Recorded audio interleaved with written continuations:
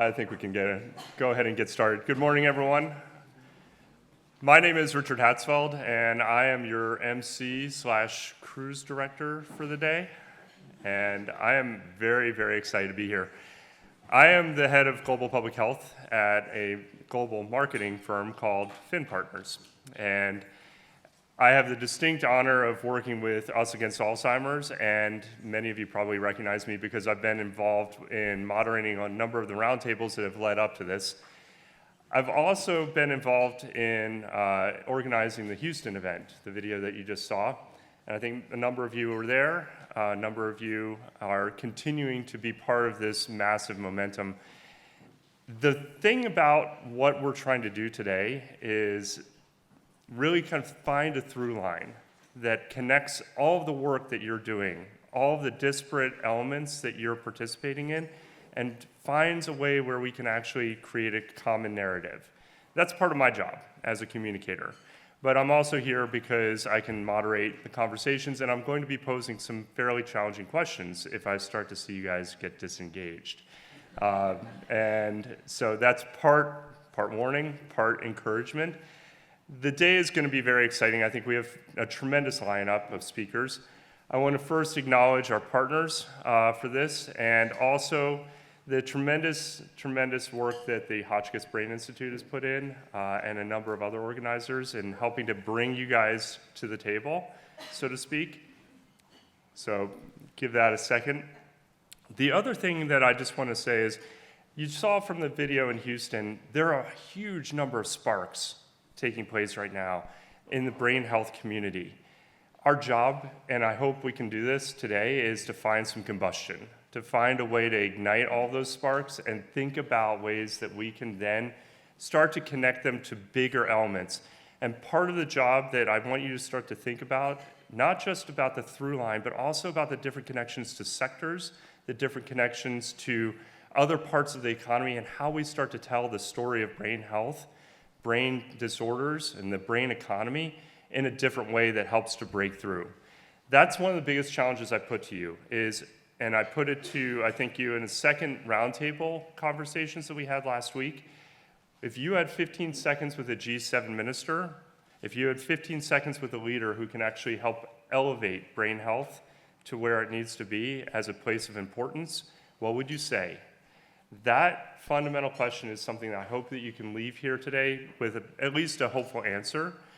The last thing I'm going to say is I want you to start to think about bearing points. There's a great saying that I love. It's that if you don't know where you're going, any road will lead you there. Right now, we have all of these different pieces, and we're trying to fit a puzzle together.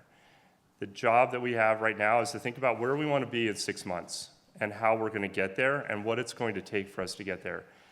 It can happen if we're in our silos, but we have to start thinking about how we get out of those silos and find the common connections that are going to elevate brain health.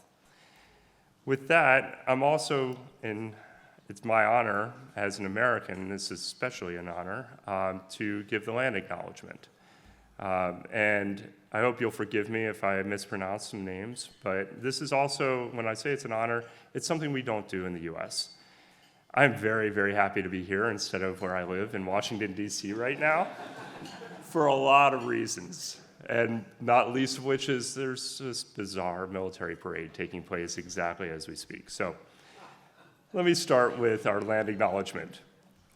The city of Calgary, located in the heart of southern Alberta, both acknowledges and pays tribute to the traditional territories of the peoples of Treaty 7, which include the Blackfoot Confederacy, comprised of the Siksika, the Piikani, and the Kainai First Nations, the Tsuut'ina First Nation, and the Stoney Nakoda, including the Chiniki, Bearspaw, and Goodstoney First Nations.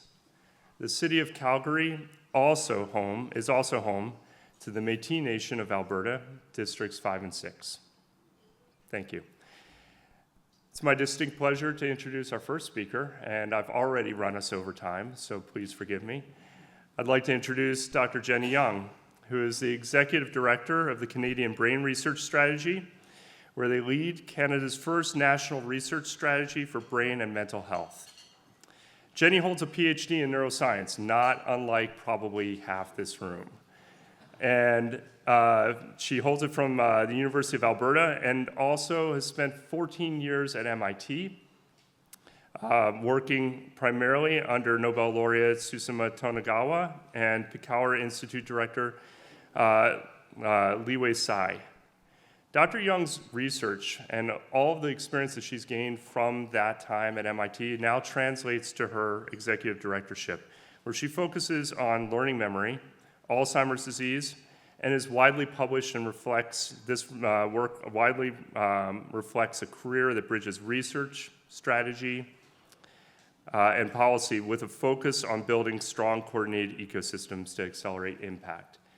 The one thing I want you to think about when you hear Jennie speak is what I asked you to start to also consider, the points of connection. She brings those points of connection through her career, and I think it's going to be important that we start to look at that moving forward. Thank you.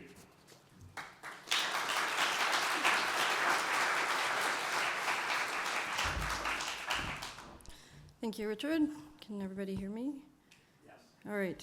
Thank you so much for that warm introduction, and thank you and welcome you all here today. It's truly a thrill to see so many people from so many different backgrounds come together, united in this common effort and recognition that we have to start treating our brains as a natural resource.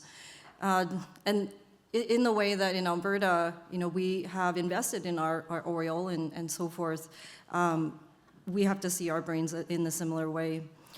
So I'd like to welcome you all here to the global briefing portion of our G7 Canada Brain Economy Summit.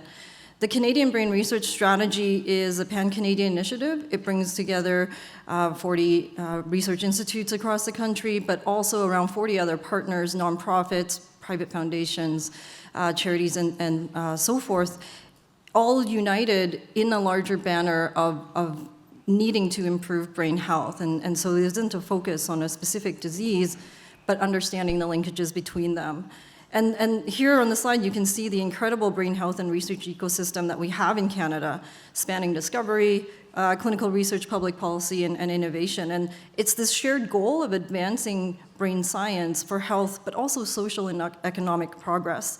And what's truly exciting, though, is who's not here already, who's not a part, and who will be joining these efforts soon.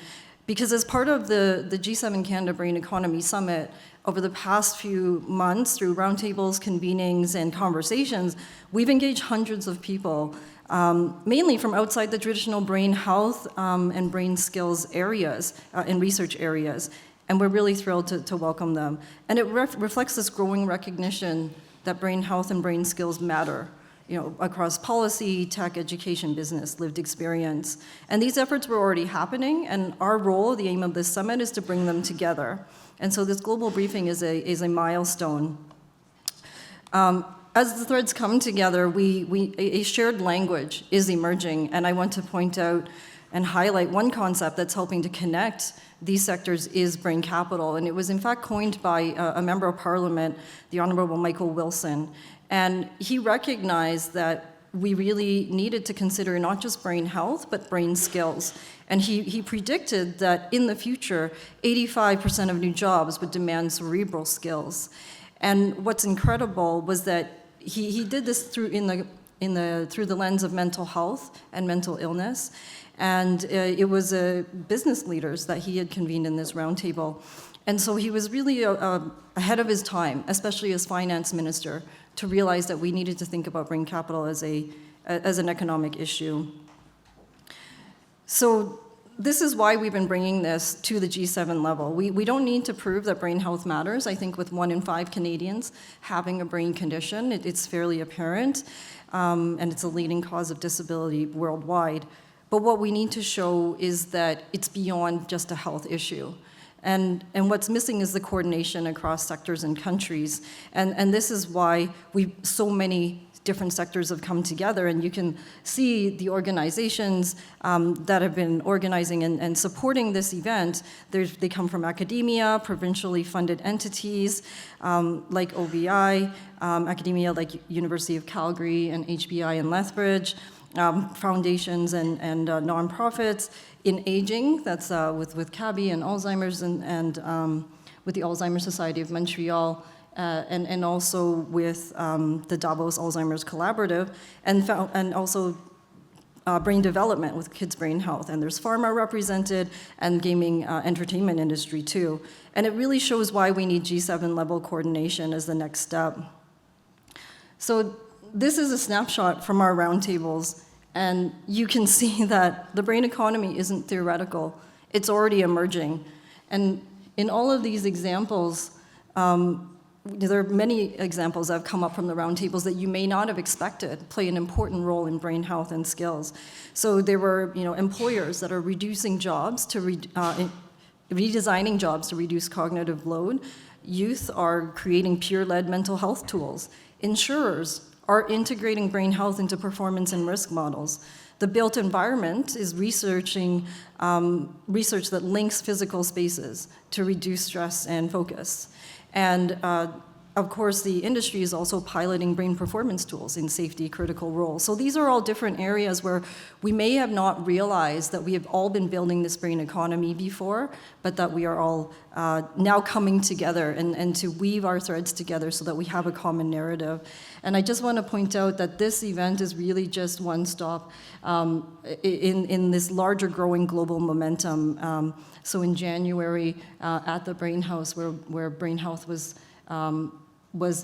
recognized as a global economic issue with a business collaborative that was organized in Houston recently, and this global briefing. And then in the future, there are the UN General Assembly meetings and the G20 summit, and then the return to the World Economic Forum again. So this is really a growing international effort, and Canada is proud to help lead it, but it's really all of you who are leading it. And again, we're really thrilled to bring you here today. Thank you.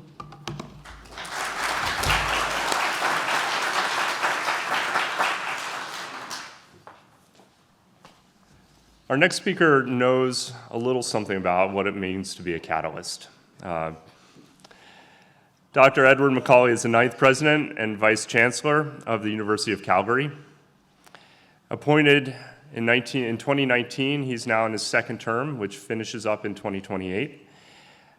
Dr. McCauley holds a PhD in ecology from McGill University and previously served as vice president, professor, and Tier 1 Canada Research Chair in population ecology at the University of Calgary. As president, and this is where it's very exciting, as president, he led broad community consultations that shaped Ahead of Tomorrow, an ambitious strategic plan that helped University of Calgary become a national leader as one of the top-ranked research-intensive universities in Canada and the #1 post-secondary startup creator in the country. So I'd like to welcome Dr. McCauley.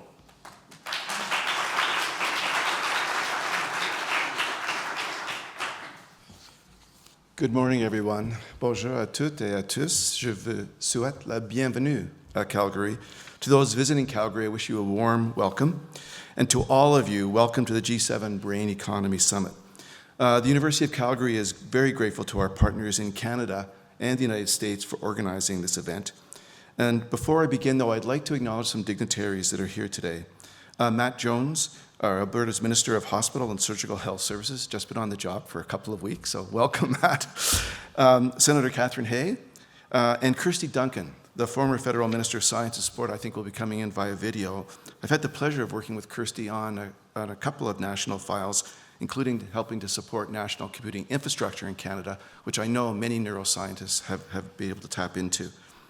The University of Calgary is privileged to host this event, part of the Global Brain House Tour launched at Davos earlier this year and culminating in next year's World Economic Forum.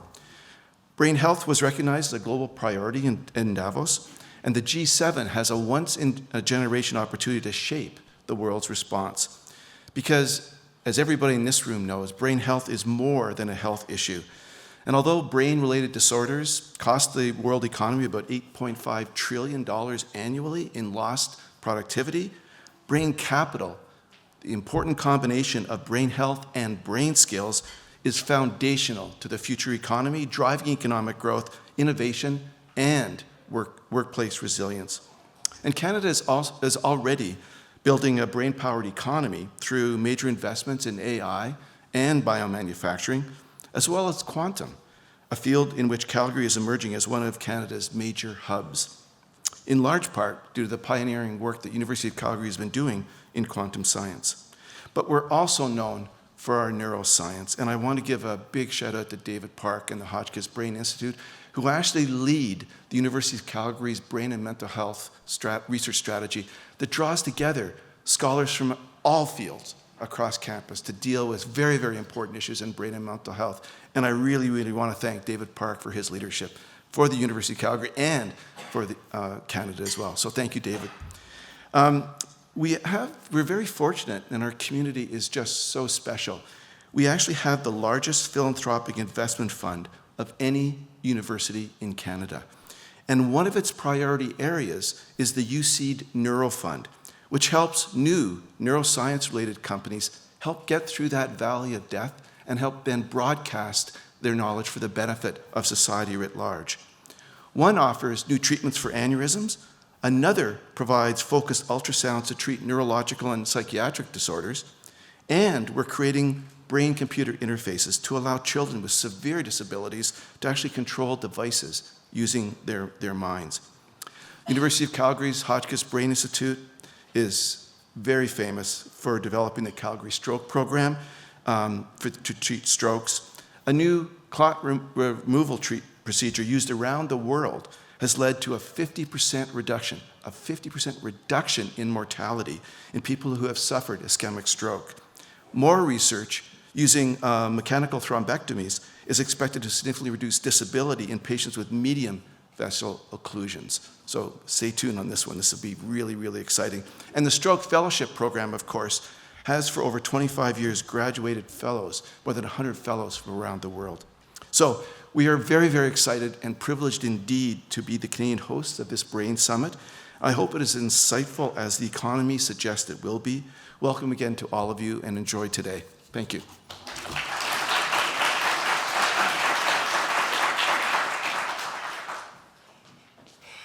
I got to ad-lib this because Dr. McCauley totally stole my thunder in introducing Dr. Park.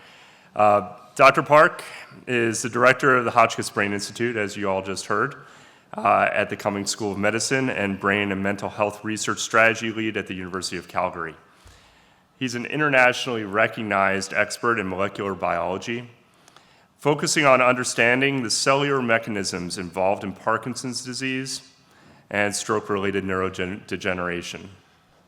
Dr. Park is a heart and stroke career investigator and has also been named a Fellow of the Royal Society of Canada. So, Dr. Park, thank you.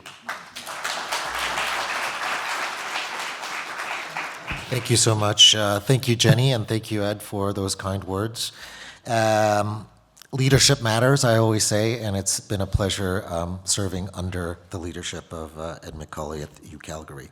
So good morning, everyone. I'm David Park. I'm the director of the Hotchkiss Brain Institute. It's a pleasure to welcome you to the G7 Health Economy Summit and an honor for HBI to serve as the host institute. So I'll tell you a little bit about the HBI, more than what Ed was talking about. At HBI, we are really driven by a one singular fundamental mission. It's to understand the mysteries of the brain and to transform that knowledge into meaningful impact. And the theme of brain economy, of course, is apropos because the brain, we all know, is at the center of nearly every aspect of life, from physical and mental health to how we learn, lead, work, and connect. And that's why our researchers, with interactions with the global research community, are uncovering breakthroughs that are reshaping what we know about memory, resilience, aging, trauma, neurodevelopment, disease, and of course, technology. These discoveries are helping us develop next generation therapies targeting everything from stroke, as mentioned, neurodegeneration, to mental health and movement disorders. We are mapping novel drug targets, inventing new ways to streamline and deliver care while advancing precision health in ways that are already changing outcomes for patients here in Canada and around the world. Our institute brings together, believe it or not, approximately 400 faculty members, which are scientists, clinicians, and innovators across multiple disciplines, and about 2,000 trainees and staff, from molecular neuroscience to stroke to digital health, working together to translate knowledge into solutions. So we work across a wide spectrum of neuroscience and neurotechnology, including brain-computer interfaces, as mentioned, neuromorphic computing, this is a new type of computing, neurostimulation, molecular treatments and diagnostics, and regenerative medicine. And ensuring these innovations are guided by real-world need and deployed where they can do the most good, in clinics, communities, and high-impact industries across Canada and beyond. So our work doesn't stop in the lab. We believe the science of the brain can be the engine for innovation across the economy, from healthcare to high tech, and make an impact in various areas like mining, energy, and even national security. To this end,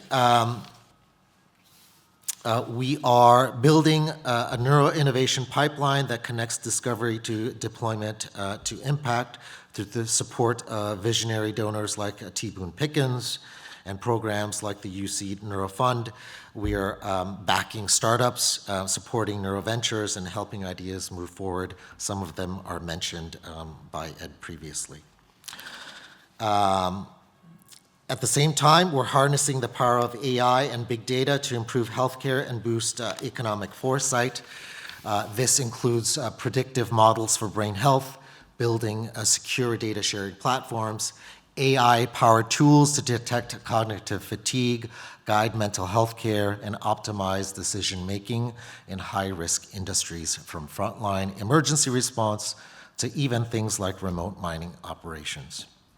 Critically, we are investing in people. We're training the next generation of brain economy leaders, starting by supporting students to find roles in startups, building neurotech entrepreneurship programming, and helping learners from all disciplines developing fluency in neuroscience, data, and AI. Of course, skills that every sector, from cybersecurity to healthcare to drug discovery, that will increase in demand. And with all this potential, we recognize our responsibility to participate in conversations around policy, privacy, and innovation. We're proud to work with all our global partners, but those particular in Canada, like Brain Canada, the Canadian Brain Research Strategy, Canadian Centre for Substance Abuse, and of course the tri-councils like CIHR and SHIRC. And our colleagues in the non-for-profit space to help shape policy environment that supports innovation while safeguarding the rights and dignities of individuals. And finally, none of this happens in isolation. We are proud to work in a pan-Canadian, pan-global brain innovation ecosystem with partnerships that span across universities, hospitals, clinicians, clinical arenas and governments, AI labs, industry, and community advocates. We are building the infrastructure, talent to ensure Canada doesn't just participate in the brain economy, that we lead in it. In short, we think that HBI is more than a neuroscience institute. We are a leader, we hope, a launch pad for brain-based solutions that can address our most pressing challenges that we'll be talking about today, and create entirely new opportunities, things that I'm eager to listen to and participate in discussions of. So thank you so much, and welcome everyone.